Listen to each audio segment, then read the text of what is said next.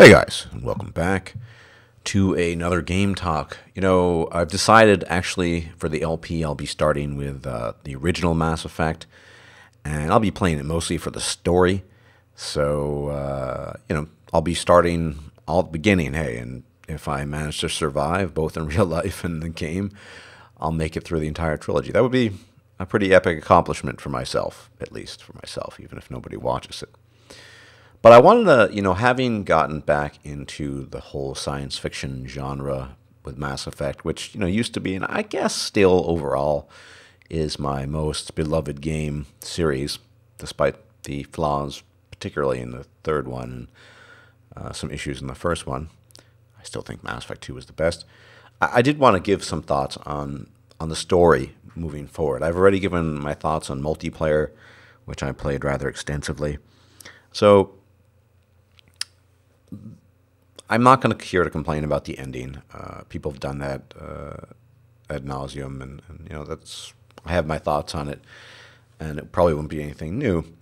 But so here are my ramblings on the forthcoming story. Well, one issue I see is that you're going to have to choose a canon ending. Well, you might not, and I'll get into that in a sec. Even though the ending didn't turn out to have wildly different conclusions, in a way it did. Apart from the ending essentially in part being divided by green, blue, and red, you have the issue that in one ending everyone becomes kind of techno-organic, synthetic, merging. You have a control ending where Shepard effectively becomes God or a god, and then you have Destroy, where all the synthetics die and are destroyed.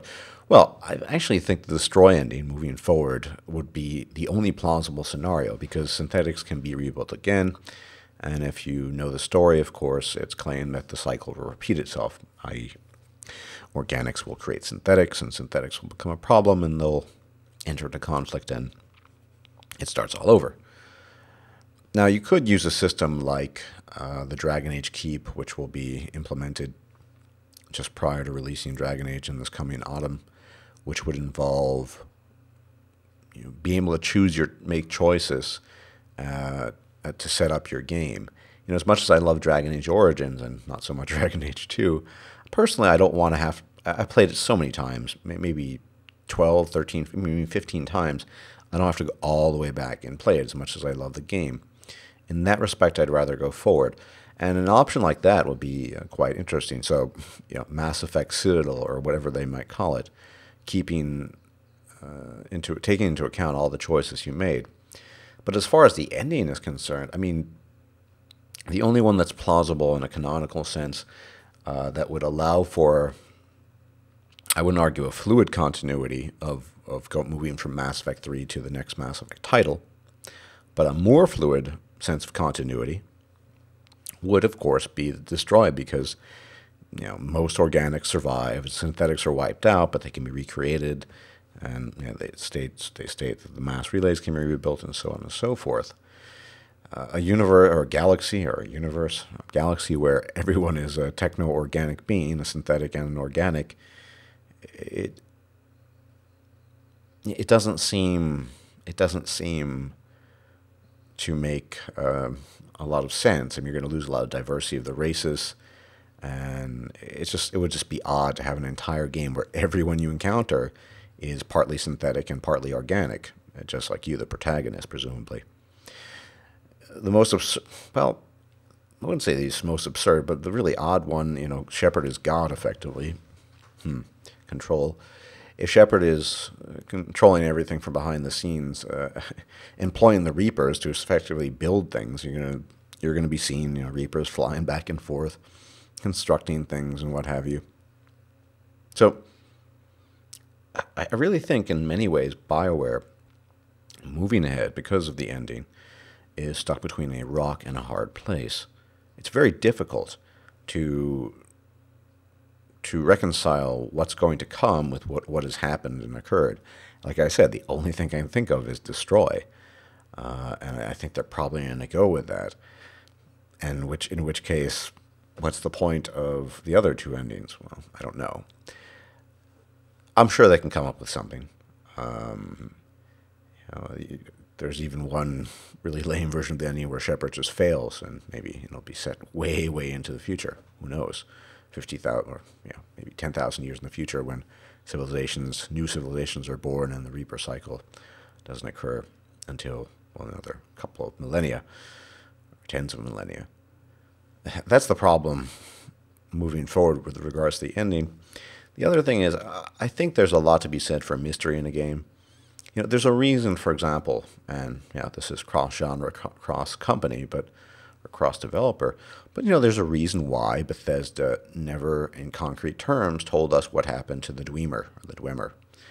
The Dwemer disappeared. We don't really know why, and we can make suppositions, and we can posit our theories, and I've heard some pretty decent ones, but we don't ultimately know why. And I think that's good in a way.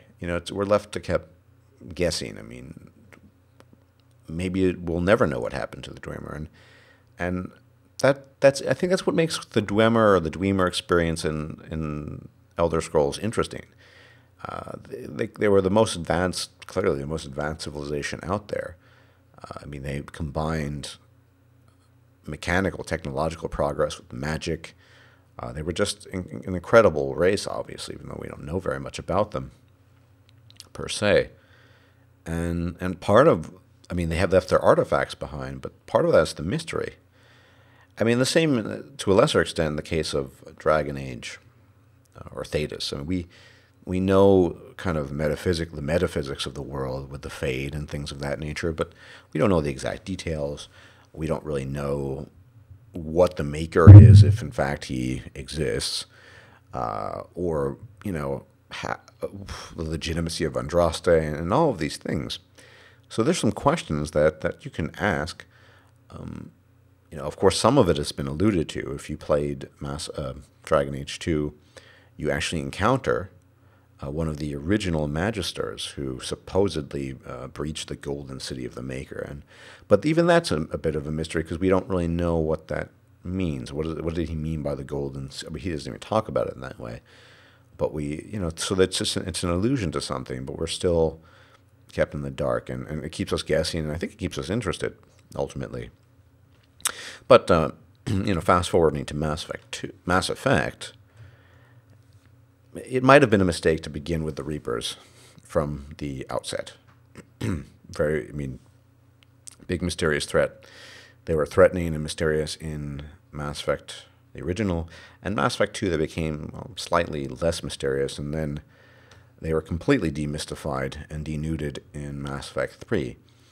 And that might have been a plot error that had begun in the very makings of the game by having the Reapers as a kind of threat in the background.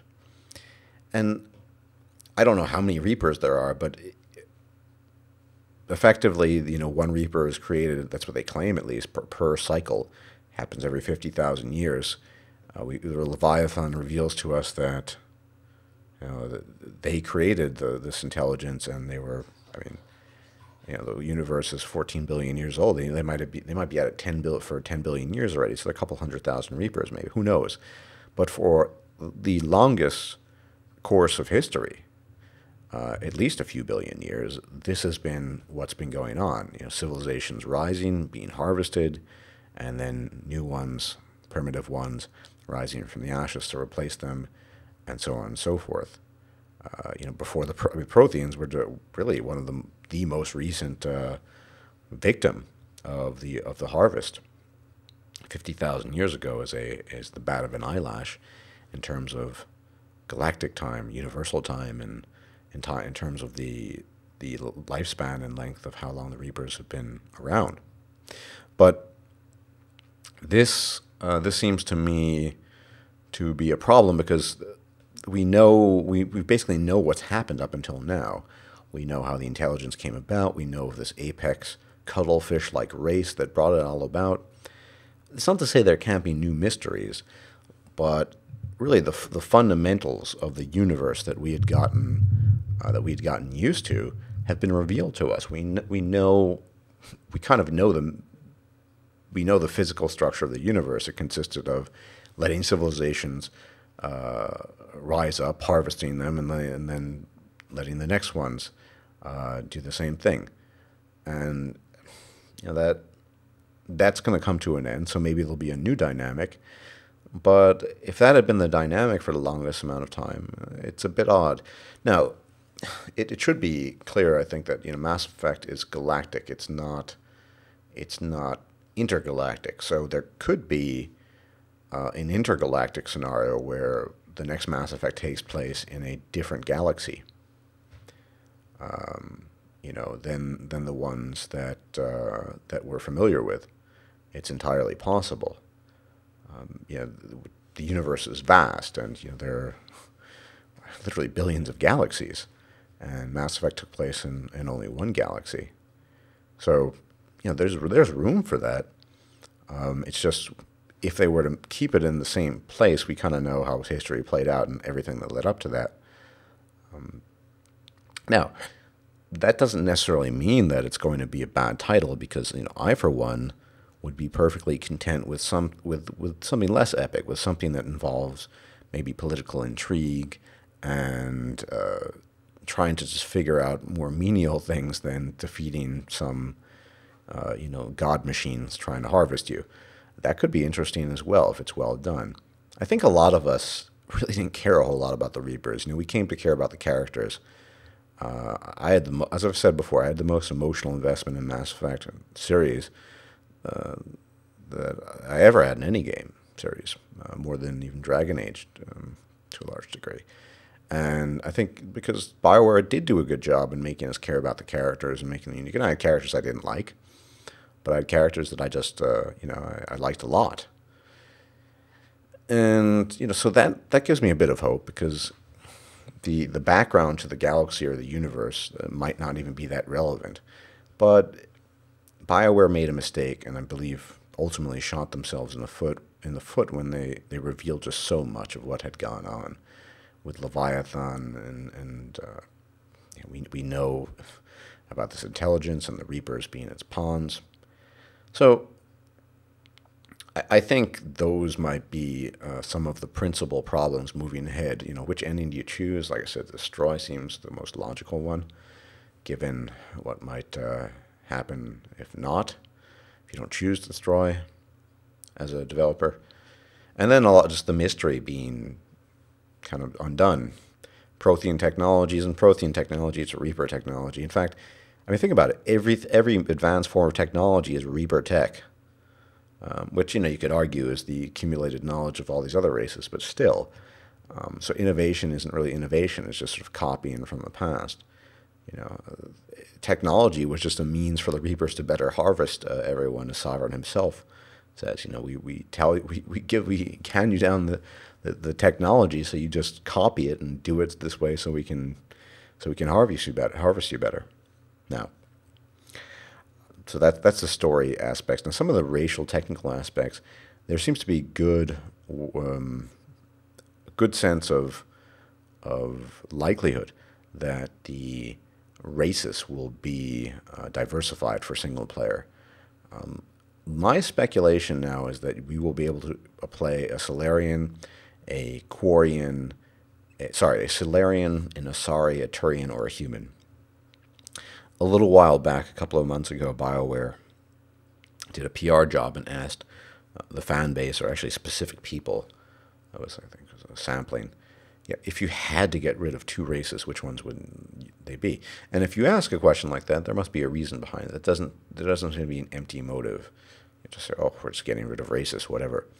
No, because you're going to have limited financial resources, time, and so on and so forth. So you'll need voice actors, right? And for just as an example, and you have a limited amount of them, so you're going to only invest maybe in 4 races. And entirely speculative on my part, but given the fact that in the coming Dragon Age Inquisition title, you'll have 4 races to play, Kunari, Dwarf, Elf, Human, it would make sense that they would choose 4 of the galactic races as well. Now, they're not going to get rid of humans, but if I recall right, people had downvoted Krogan and Quarian, so it seems that the Solarians, Turians, and Asari will be ascended, but who knows? well, I think Asarian humans are almost a guarantee, as are possibly Turians. And that could open up some interesting possibilities. But that's kind of neither here nor there. All of that, of course, is going to be done against the backdrop of the greater story. And, you know, I don't know what BioWare is going to do. I wonder. I wonder intensely. I mean, like I said, it was the most important series, gaming-wise, of my life for a long time. And I still am somewhat attached to it, invested in it. So I'm just left to wonder what BioWare will do with some of the issues that I brought up story-wise, and well, the race stuff that'll pan out as it pans out. But yeah, anyway. These were just my thoughts. So I think tomorrow and the day after, hopefully, I'll be able to get one or two of the Mass Effect Let's Plays up. The combat is really bad, but I think the story's good, so I'm playing it for the story. Anyway, thanks for watching. I hope this talk was at least thought-provoking. Perhaps not. That would be a bit hyperbolic, but I hope you enjoyed it. And I'll see you guys later. Everyone take care. Bye-bye.